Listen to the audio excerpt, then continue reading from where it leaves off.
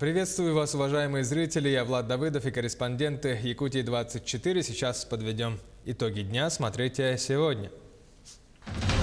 Развитие медицины в Якутии. Открыли первую на Дальнем Востоке ультрасовременный антиаграфический кабинет. Больницу посетил Айсен Николаев. Бродячие собаки. Как с ними быть? Каким образом в городах решают проблему с безнадзорными животными? Репортажи по Мирному и Якутску. Борьба с корью в столице и районах ведут профилактическую работу. Сюжет из Ленска. Якутскому ГРЭСу 50 лет. Ветеранов отрасли поздравили в торжественной обстановке в столице. Покорители холода. Участники-добровольцы на протяжении 7 дней будут искать самую низкую температуру по республике. Идет подготовка.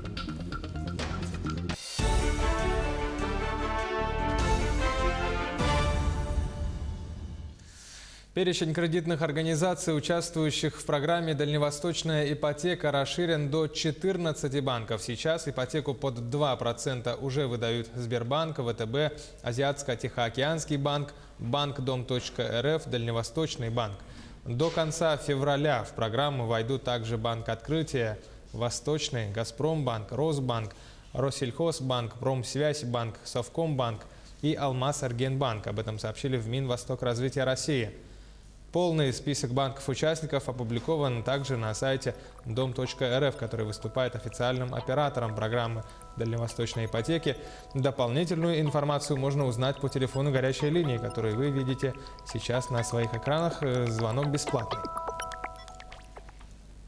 В 2020 году в России начинает действовать налоговый вычет, уменьшающий земельный налог на кадастровую стоимость 600 квадратных метров по одному земельному участку для предпенсионеров. Раньше на него имели право только пенсионеры. Кроме того, вступает в силу федеральная льгота, освобождающая предпенсионеров от уплаты налога на имущество в отношении одного объекта определенного вида – жилого дома, квартиры, комнаты, гаража.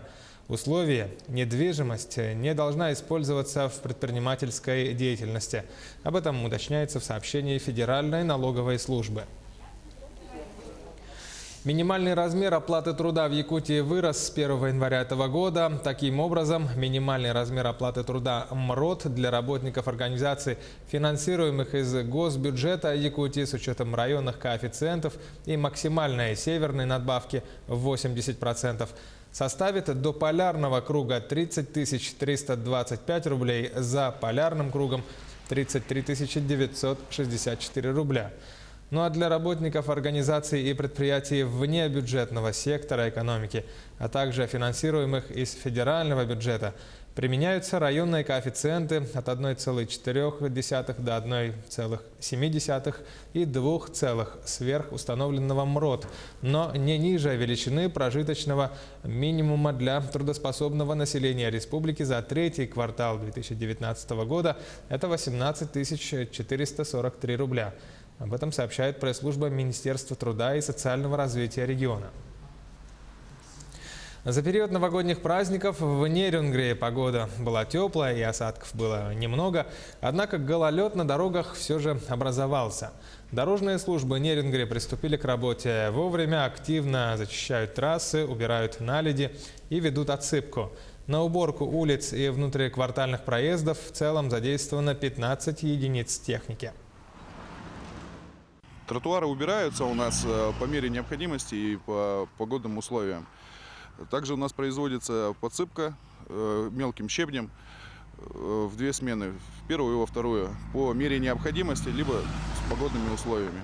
Вывоз снега производится у нас при комплексной очистке улиц, также вывозятся валы, которые затрудняют видимость. Ну а в Алдане после праздников обострилась проблема с вывозом мусора. Повсеместно наблюдаются коллапсы. Дошло до того, что отходы из жилых секторов вывозятся силами управляющих компаний. Репортаж Татьяны Вахниной из Алдана. В период новогодних выходных улицы Алдана преобразились, к сожалению, не в лучшую сторону. Пейзаж удручающий, множество мусорных баков не опустошалось, кое-где контейнеры оказались погребены под грудами отходов. Ну и помойки везде, конечно. Вот сейчас проехал, первый день выехал сегодня. Все завалено. Даже вот здесь, по-моему, возле администрации есть. Объективных сложностей в реализации реформы обращения с твердыми коммунальными отходами было и существует немало. Однако до Нового года проблемы носили локальный характер. Ну вот туда, куда я выношу мусор, ну там убирали в выходные дни. В принципе, даже вчера вот помойки были очищены. Напомним, в сентябре 2019-го региональный оператор передал полномочия по уборке мусора на местный уровень. Договор на вывоз твердых коммунальных отходов закончился 31 декабря. Данное обстоятельство совпало с резко возросшим объемом мусора. Мы, как итальянцы, видать, меняем старую мебель. В новогоднюю ночь мебели вывезли за праздники очень-очень много. В наступившем году задачи будут вновь возложены на регионального оператора. Пока вывозом мусора занимается управляющая компания. С 15 числа по приезду сюда моб-переработчика будет активная кампания и с контролирующими органами развернута именно по наведению порядка в договорных объемах по мусору, его переработке и захоронению. Огромная проблема в реализации мусорной реформы связана с нежеланием многих предпринимателей заключать договоры на поставку услуги. Платежная дисциплина традиционно хромает. Бизнесмены предпочитают бесплатно выбрасывать мусор в баки, закрепленные за жилым сектором. Вынужден сегодня обратиться через средства массовой информации WhatsApp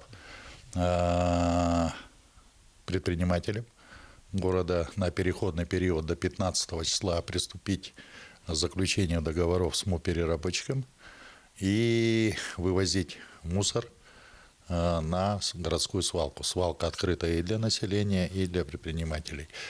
Ожидается, что на следующей неделе в Алдан приедет представитель регионального оператора для заключения договоров. Представители администрации города вновь призывают жителей и сотрудников предприятий решать проблему вывоза отходов совместными усилиями. Татьяна Вахнина, Сергей Шипачев, Александр Лукин, Алдан. С начала года в муниципалитетах вступили в силу дополнительные полномочия по работе с безнадзорными животными. Теперь убивать их запрещено. Ну а какие существуют альтернативы в решении проблемы и как обезопасить граждан от агрессивных животных, передает Марфирина Алексеева из Мирного.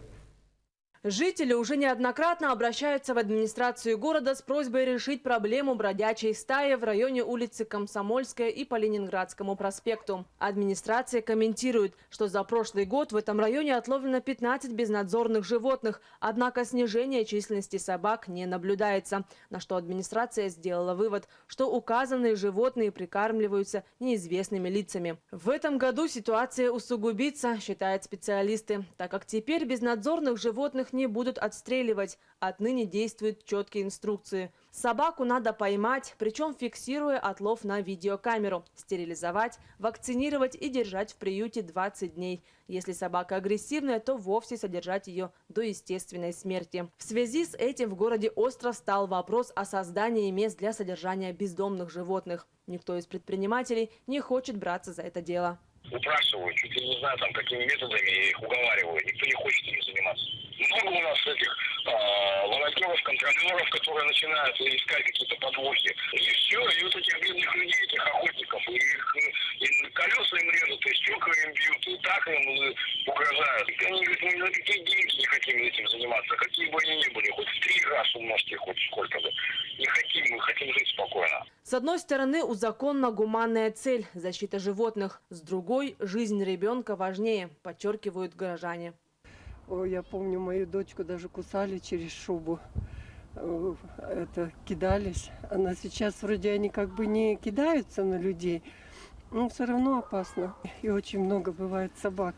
И вот у меня внук из школы ходит и всегда боится. Я его встречаю из школы. Возможно, проблема с бродячими собаками останется нерешенной, а скорее всего даже усугубится, считают жители. Время покажет. Марфирина Алексеева, Артем Алексеев, Мирный. Ну а как обстоят дела с проблемой безнадзорных животных в Якутске? Репортаж Полины Долинской. Ситуация с бродячими собаками, несомненно, больной вопрос для республики. По статистике, только в Якутске каждый день бродячие собаки нападают на 3 человек. А это более 1000 жителей в год. Серьезная попытка цивилизованно решить проблему была предпринята только в 2015 году. В Якутске тогда открылся первый пункт передержки безнадзорных животных. Окружная администрация прежде всего ставит вопрос о безопасности и комфортном проживании наших граждан города Якутска. И в связи с чем город Якутск также будет оказывать всяческие содействия в данном вопросе. И я думаю, муниципальное наше предприятие «Жилкомсольсервис» также будет принимать участие в конкурсе, уже проводимом не нами, а департаментом ветеринарии по содержанию и отлову данных безнадзорных животных. С 1 января 2020 года федеральный закон об ответственном обращении с животными вступил в силу. Согласно этому законопроекту предусмотрено строительство приюта для пожизненного содержания бездомных животных, в частности собак агрессивных пород. Остальных собак будут стерилизовать, прививать, чипировать и отпускать на волю. Полномочия по отлову и содержанию бездомных животных Якутска передали в ведение республики. И тут же администрация города заявила, что не может справиться с этой работой. И предложила некоммерческим организациям взять на свое обеспечение приемник, объявив при этом грант. Это зависит от хозяев, которые берут на себя ответственность о их содержании своих питомцев. Надо, как говорится, держать на контроле, потому что на детей же нападают. Наверное, правильно стерилизовать бездомных собак в городе. Лучше бы создавали бы приюты, которые были бы надежные для собак, надежные для людей. Потому что, мне кажется, они будут еще озлобленнее, если их будут чипировать и отпускать опять на волю.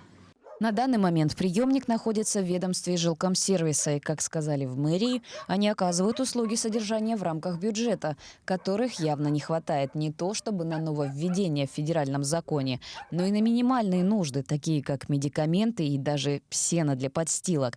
Но, тем не менее, Жилкомсервис – это единственная организация, которая подала заявку на участие в гранте, результаты которого будут объявлены 13 января. Основная проблема ежегодного увеличения количества брошенных животных – это люди, которые, наигравшись, сами же и выбрасывают на улицу бывших любимцев. Экзюпери еще в 20 столетии сказал, что мы в ответе за тех, кого приручили. Почему же в 21 веке это больше не работает? Полина Долинская, Григорий Николаев, Якутск. Тем временем с 1 января вступили в силу отдельные положения федерального закона об ответственном обращении с животными. Таким образом, с этого года запрещено выгуливать без поводка и намордника собак потенциально опасных пород. Список таких пород собак ранее был утвержден правительством страны. Свободно прогуливаться такие животные могут только на огороженной территории, принадлежащей владельцу. О наличии собаки также должна быть сделана предупреждающая надпись при входе. Данные потенциально опасные собаки должны содержаться, во-первых, должны в общественных местах находиться рядом с владельцем, на коротком поводке, с намордником. Должны обеспечиваться такие условия. Также свою территорию, собственность должен при входе установить табличку, запрещающую о том, что на данной территории содержится потенциально опасная собака. Перерыв на рекламу. Буквально меньше 1 минуты. Оставайтесь с нами. Смотрите далее в программе «Итоги дня». Развитие медицины. В Якутии открыли первую на Дальнем Востоке ультрасовременный ангиографический кабинет. Больницу посетил Айсен Николаев. Борьба с корью. В столице и районах ведут профилактическую работу. Сюжет из Ленска. Якутскому ГРЭСу 50 лет. Ветеранов отрасли поздравили в торжественной обстановке. Покорители холода, участники-добровольцы на протяжении недели будут искать самую низкую температуру по республике. Они ведут последнее приготовление. Якутия-24 в прямом эфире. Программа «Итоги дня» продолжается. Глава Якутии Айсен Николаев принял участие в открытии первого на всем Дальнем Востоке ультрасовременного ангиографического кабинета. Репортаж Дмитрия Тымырова. Новый ангиограф стоимостью 53 миллиона рублей практически идентичен со старым аппаратом, который находится здесь, в соседнем кабинете, по своим методам диагностики. Но в отличие от него он более гибкий и более функциональный. Вот этот идентификатор цифровой, он может здесь во время хирургического вмешательства передвигаться по столу, а идентификатор сам, он может двигаться на 360 градусов. Данный аппарат приобрели в рамках реализации федеральной программы по снижению смертности от сердечно-сосудистых заболеваний. Как отмечают врачи, в последнее время сосудистые заболевания молодеют. Связано с многими факторами, с урбанизацией населения, с питанием населения и генетическими факторами. То есть такие заболевания, как сахарный диабет, в последнее время очень увеличилось. И последствия вот таких заболеваний приводят к инфарктам, к инсультам. С открытием такого кабинета в региональном сосудистом центре можно будет выявлять заболевания на ранних этапах. Также это даст возможность увеличить поток пациентов, что обеспечит бесперебойную работу. Бывает так, что поступает одновременно несколько пациентов. И, например, от первого поступившего мы подаем на коронарографию, и в это время ангиограф занят, второй пациент. Бывало так, что редко, конечно, но приходилось ждать. Сейчас такого не будет. Сейчас мы можем использовать 2 ангиографа одновременно. В рамках своего визита руководитель региона Айцей Николаев ознакомился с работой нового аппарата. Он отметил, что благодаря таким современным технологиям будет упрощена работа врачей в плане как диагностики заболеваний, так и их лечения. В результате проведенных конкурсных процедур ангиограф удалось купить значительно дешевле, порядка 54 миллиона потрачено. При этом на сэкономленную сумму закуплены также 6 аппаратов для искусственной вентиляции легких, 30 специализированных кроватей, аппарат УЗИ куплен также современный переносной. Всего порядка 50 различных единиц медицинского оборудования, только на сэкономленные от этого конкурса деньги. Также в рамках своего визита в медучреждение глава региона осмотрел обновленный травмпункт, который в июле прошлого года из ведения медцентра города перешел в состав республиканской больницы номер 2. Мы расширились, нам отдали 2-й этаж. Сейчас уже ремонт подошел к концу, тут финальные штрихи остались.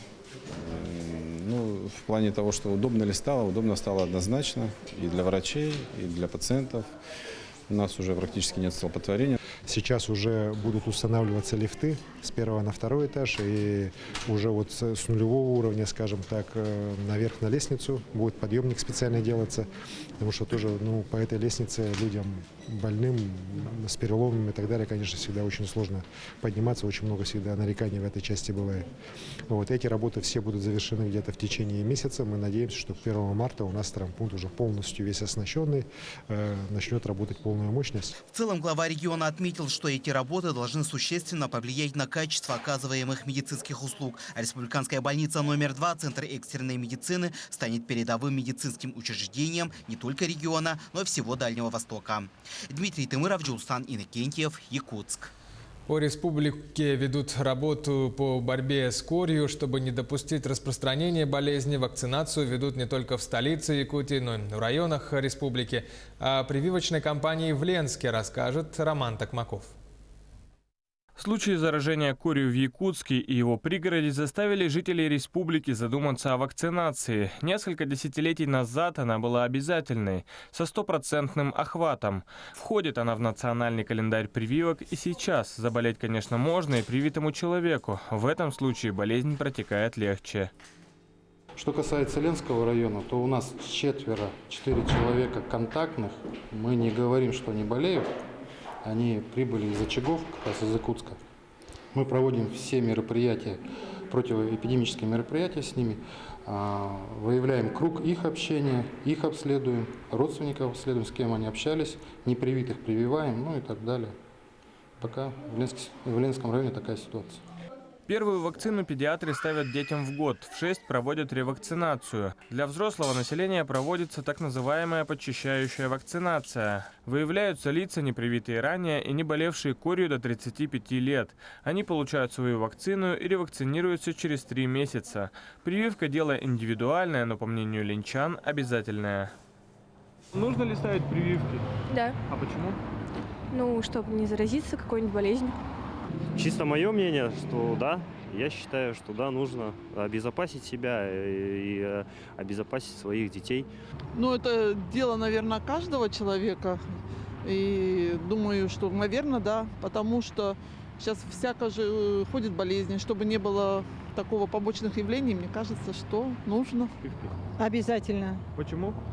Ну, предотвращает болезни по-любому. Пасться по-любому обязательно нужно вакцинацию ставить. Сейчас идут такие слухи, что это как бы вред какой-то наносит. Я считаю, что нет. Обязательно. Наверное, нужно. Почему? Ну, потому что сейчас такое положение, экология, продукты не очень свежие. Я считаю, что нужно ставить. Я думаю, что нужно, необходимо просто. Почему? Ну, чтобы не было эпидемии или чего-нибудь. Непривитое население находится в зоне риска. Это утверждают компетентные специалисты с медицинским образованием. Ссылаясь на непроверенные источники информации и отказываясь от получения прививок, вы рискуете здоровьем всей своей семьи. Роман Токмаков, Анатолий Гуськов, Олег Соснин, телеканал «Алмазный край». Более 2000 заявлений на льготы поступило от многодетных семей Якутска. Они касаются бесплатного проезда в общественном транспорте для учащихся 5-11 классов. Из 2223 заявлений в настоящее время обработали 1604. Карточки для проезда получили в итоге 1302 ученика. Расходы перевозчиков компенсируют из муниципального бюджета.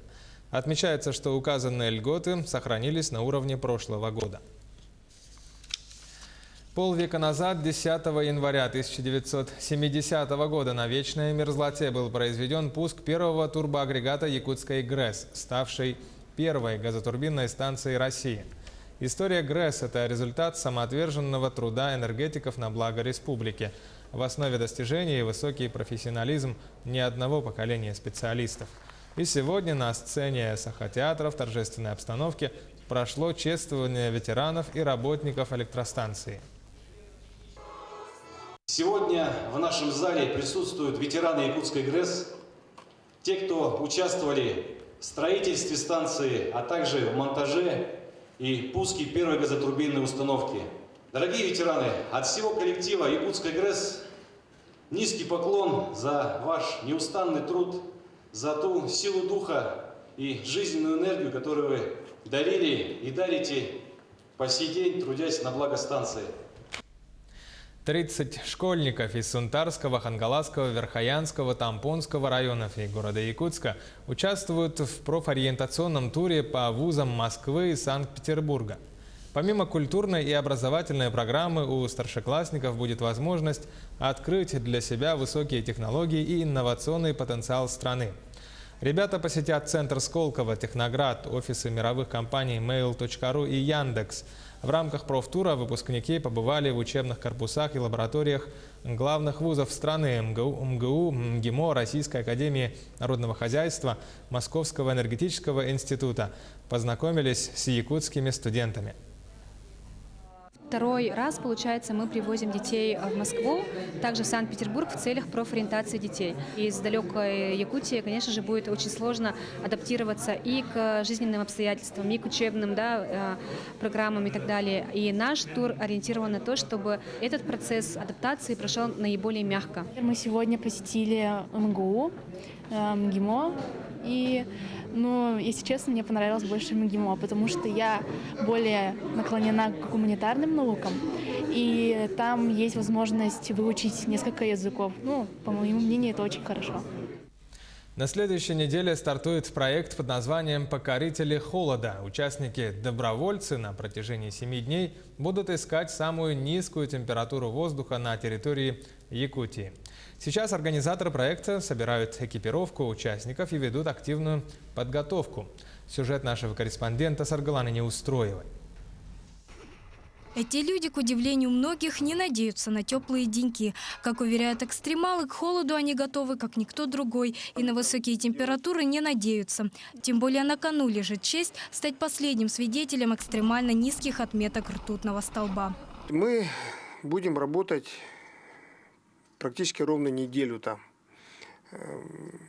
Лагерь будет подготовлен оленеводами верхоянскими. Они скорее всего, вот уже 10-11 января должны прибыть на место лагеря, поставить палатки, вот, которые снаряжением мы готовили. Уже, кстати, они сегодня мне звонили со спутникового телефона. Уже поставили одну палатку и очень хорошо ее оценили. Не обошлась подготовка к экспедиции без приготовления традиционных якутских блюд. Большинство из них сделаны из рыбы и мяса. Это обязательно для выживания в условиях вечной мерзлоты. Даже так называемые снеки, легкий перекус для экстремалов, это мелко порезанная вяленая оленина. Караси фаршированные, замороженные, лепешки, блины фаршированные, пирожки, значит, и, конечно, сыроедение. Это главное, это вот строганина у нас. Это у нас печень жеребенка, танцик, мясо жеребенка. Это все мы будем нашим гостям показывать. Вот нашу северную кухню. Экипировка покорителей холода шилась на заказ. Все из натурального меха и овчины.